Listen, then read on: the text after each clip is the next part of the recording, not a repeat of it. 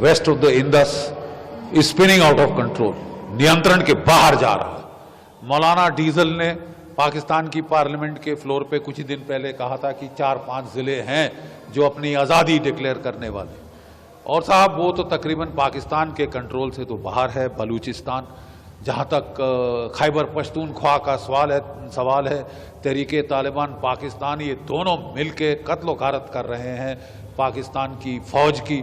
कोई 750 के ऊपर तो मारे गए हैं पिछले साल में ही, और एक हम डिमोरलाइजेशन सी जो देख रहे हैं वहाँ पे पाकिस्तान की फौज में जितनी कैजुअल्टीज हो रही हैं, धड़ाधड़ मारे जा रहे हैं बेचारे। तो देखना यह है कि ये बलूचिस्तान में ये जो ट्रेन का उन्होंने हाईजैक किया है ये बड़ा सिग्निफिकेंट है, क्योंकि एक ट्रेन में कोई 450-500 लोग होते हैं, तो वो पूरे के पूरे इन्होंने हॉस्टेज बना लिए हैं। कह रहे हैं कि औरतें बच्चों को छोड़ दिया है। पहली खबर आई थी कि 100 के करीब इन्होंने हॉस्टेज बनाए हैं, अब खबर आ रही कि नहीं, पूरी ट्रेन तकरीबन अभी तक इनकी हॉस्टेज है। और पाकिस्तान को ये उन्होंने धमकी दी है कि अगर तुमने कुछ किया तो ये सारे हॉस्टेजेस को शूट कर देंगे। ये बड़ा डेलिकेट ऑपरेशन होता है हॉस्टेज रेस्क्यू, और मुझे नहीं विश्वास कि पाकिस्तान की आर्मी इतने डेलिकेट ऑपरेशन इतने नाजुकी से कर लेगी कि बगैर आम जनता को मारे वो टेररिस्टों को ख़त्म करें। बड़ा प्रिसीजन ऑपरेशन होते हैं, हमारी एनएसजी कर लेती है, लेकिन पाकिस्तान की फ़ौज का स्टाइल है कि वो रंगत दिखाते हैं। वो अपने F-16 ले आएंगे, तोपे ले आएंगे, टैंक ले आएंगे, और जनता को, जनार्दन को उसमें कुचल देंगे बीच के अंदर। तो अगर ऐसा होगा तो पाकिस्तान में ही बवाल खड़ा होगा। पाकिस्तान को बड़ा फूंक कर ऑपरेशन करना होगा। ऑलरेडी वो हॉस्टेज नेगोशिएशंस ऐसी हालतों में शुरू की जाती हैं, और उससे टाइम गेन किया जाता है, पता करने कौन किधर कहाँ कितने हैं, कहाँ है, कैसे इन पे अटैक किया जाए। रात में ऑपरेशन ज़्यादा प्रेफरेबल होते हैं, लेकिन रात में ऑपरेशन जो है उसमें कौन सिविलियन कौन टेररिस्ट ये ढूंढना बड़ा मुश्किल होगा।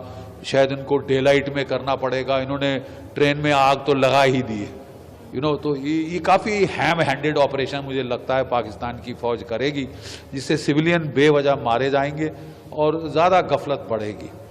पाकिस्तान की फ़ौज को आपको याद होगा 1971 के बाद पहले तो जनरल टिक्का खान साहब ने बुचर ऑफ बांग्लादेश का टाइटल अर्न किया था वहाँ पे कत्ल-ओ-गारत करके।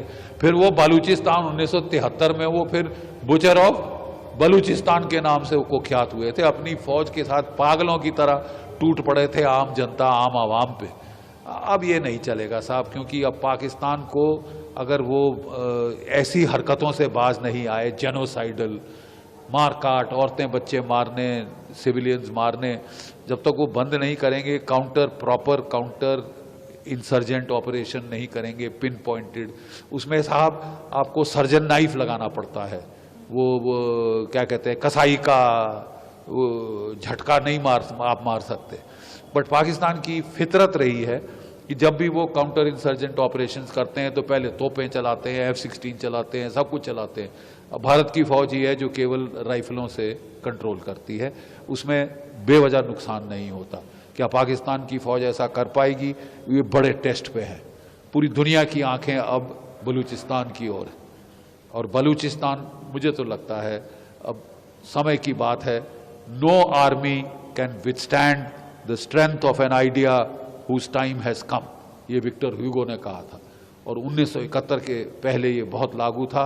आज फिर हमें लग रहा है, हम जो लड़े हुए हैं 1971 का युद्ध, हमें फिर लग रहा है कि साहब the time for the birth of Balochistan has come. Sir, क्या इंडिया पर कोई इम्पैक्ट या किसी तरीके से अलर्ट अलर्ट हमको तो केयरफुली वॉच तो करना ही पड़ेगा, अलर्ट भी हमको रहना पड़ेगा, क्योंकि बात ऐसी है कि पाकिस्तान की फौज ध्यान बटाने के लिए कुछ भी कर सकती है। देखिए, ये बोलते हैं रस्सी जल गई ऐंठ नहीं गई। ये फटीचर मुल्क है, इकोनॉमिक तबाही की कगार पे है, 2 रोज की रोटी नहीं खिला पा रहा अपने लोगों को, लेकिन साहब पंगे लेंगे जम्मू कश्मीर में, पंगे लेंगे पंजाब में, जाके तख्ता पलट करेंगे बांग्लादेश में, ठीक है।